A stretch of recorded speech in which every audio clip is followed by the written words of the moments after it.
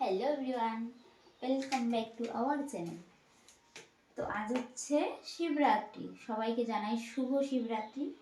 তো আমি আজকে শিবরাত্রি করছি না যদিও, তো না করলেও আজকে পুজো অনেকেই পুজো করছে। তো এবছর আমি করছি না, প্রত্যেক বছরই করি। তো না করলেও পুজোর দিন বুঝতেই তো পারছো, মাথায় শ্যাম্পু ট্যাম্পু করে নিয়ে এসেছি, একদম শ্যাম্পু ট্যাম্পু করে একদম ফ্রেশ হয়ে চলে এসেছি। এখন তোমাদের সঙ্গে একটু গল্পও করবো আর একটু ক্রিমও মেখে নেব। এখন তো ঠান্ডা আছে, আর কালকে যে ঠান্ডা পড়েছে, বাপরে বাপ, প্রচণ্ড ঠান্ডা পড়েছে। তো দেখো দেখো দেখো বলছি, তো দেখো আমি স্নান করে চলে এসেছি।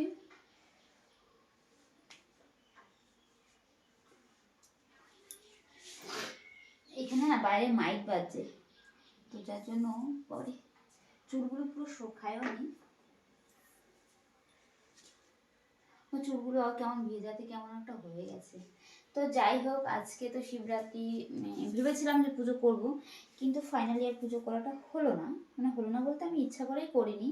তার কারণ হচ্ছে দুদিন ধরে, মানে দুদিন না, বেশ কদিন ধরে তোমরা জানো একটু মানে হালকা হালকা করে একটু একটু শরীর খারাপ হয়, রাত্রে রাত্রে জ্বর আসে, এই যে তার নমুনা। তো তার জন্য ভাবলাম যে আবার উপোস থাকবো, শরীরটা এমনিতেই খারাপ। তো বাড়ির থেকেও বলছে থাক, এবছর আর করতে হবে না, প্রত্যেক বছরই তো করো। তারপরে কিছুদিন আগে, মানে আমাদের এখানে প্রত্যেক সোমবারে সোমবারে শিব পুজো হয়, আমাদের বাড়ির সামনে মন্দির আছে, শিব মানে শিব ঠাকুরের মন্দির। তো সেখানে আমি পুজো করি, করতে যাই আর কি, করি না, পুজো করতে যাই। এই 2 সপ্তাহ আগে গেছিলাম, তার জন্য বলছি যে এই কদিন আগে তো সে একই তো কথা, শিব পুজো। তো এখন আর করতে হবে না যেহেতু শরীর খারাপ। তারপরে শিবরাত্রির উপোস থাকতে গেলে অনেক নিয়ম টিয়ম আছে, আগের দিন সারাদিন উপোস থেকে অনেক আমাদের মধ্যে অনেক নিয়ম আছে। মোটামুটি ধরে রাখো 3 দিন মতন না খেয়ে থাকতে হয়। তো এত না খেয়ে পারবো না, তার জন্য বললো থাক, করতে হবেই না। ঠিক আছে চলো, সেটা ভেবে আর এগোলাম না। তো আমাদের এখানে মেলা হবে, মেলাতে যাব, কি মজা। আমাদের বাড়ির কাছে, আমাদের বাড়ির যে মন্দির, এই মন্দিরেও মেলা হতো, কিন্তু এবছরটা হচ্ছে না, গেলবারও হয়নি, 1 বছরই হয়েছিল। 1 বছর হয়েছিল। কিন্তু আমাদের বাড়ির সামনে আর একটুখানি দূরে গিয়ে ওখানে প্রত্যেক বছর মেলা হয়। তো সেইখানে যাবো, কাছে, একদমই কাছে, বাইকে গেলে মনে হয় 2 মিনিটও লাগবে না, এরকম একটা ব্যাপার। তো সেইখানে ইচ্ছা আছে যাওয়ার। অনেক বছর যাই না, যেহেতু পুজো করি, তো পুজোর পরে না উপোস থাকতে হয়, উপোস থেকে আর মেলায় গিয়ে ঠিক ভালো লাগে না, তার জন্য আর যাই না। তো এবার যাবো।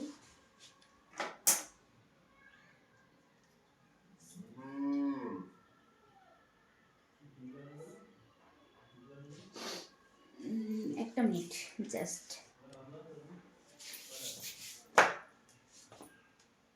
কানের টানে সব ফুলে ফেলেছে, দেখো কেমন একটা লাগছে, কানটা তো ব্যথা হয়ে গেছিল না, এত ব্যথা বাবা, হঠাৎ করে দেখি ব্যথা হয়ে গেছে। তো চলো, তোমরা সবাই ভালো থেকো, আজকের দিনটা সবাই এনজয় করে কাটিও।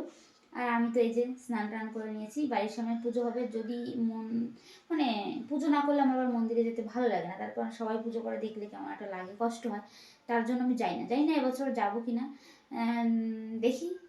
তো ভালো লাগলে যাবো, আর না হলে এখন আমার সব কাজ কমপ্লিট হয়ে গেছে। আজকে ভাবছি তোমাদের জন্য ডায়মন্ডে আসি আমি।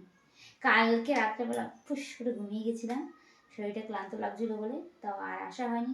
ঘুমিয়ে উঠে দেখি যে 2টো বাজে রাত্রেবেলা, যেখানে আমি 11টাতে আসি সেখানে দেখি 2টো বেজে গেছে। তখন আর গিয়ে কী করবো, তোমরা তো অলরেডি সবাই ঘুমিয়ে পড়েছো, তাই ভেবে আর যাইনি। তো যাই হোক, আজকে আমি আসি, তোমরা সবাই ভালো থেকো আর সবাই একটু সুস্থ থেকো। রাতে যেহেতু আসতে হবে, বুঝতে পারছো তো, তোমাদেরকে তো আসতে হবে, শুধু আমি একা আসলে তো হবে না, তোমরাও তো আসবে আমার সঙ্গে সঙ্গে। ফাইনালি কিন্তু আমি এখন রেডি হয়ে যাচ্ছি, ভাবছিলাম একটা জায়গায় যাব আজকে যেহেতু।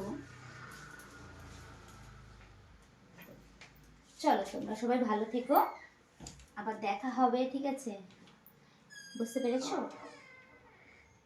রাতে দেখা হবে, রাতে রাতে। আমি দেখো এই ক্রিমটাই হাতে, পায়ে, গলায়, গায়ে সব জায়গা লাগাই। আমার মতন এরকম কেউ আছো যে এরকম পায়েও লাগাবে? আমি কিন্তু ওই একটা ক্রিম দিয়ে সব কাজ সেরে ফেলি। চলো টাটা, বাই, আবার দেখা হবে, বাই।